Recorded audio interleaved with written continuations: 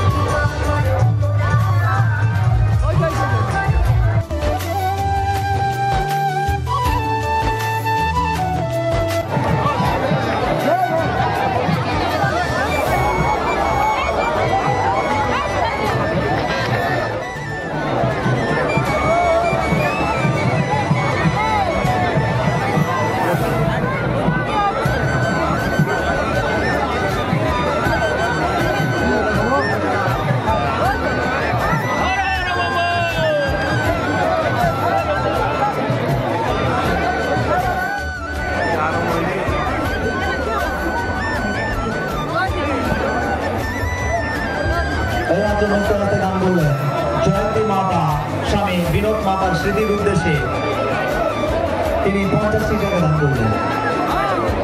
জয়ন্তী মাতা স্বামী বিনোদ মাতা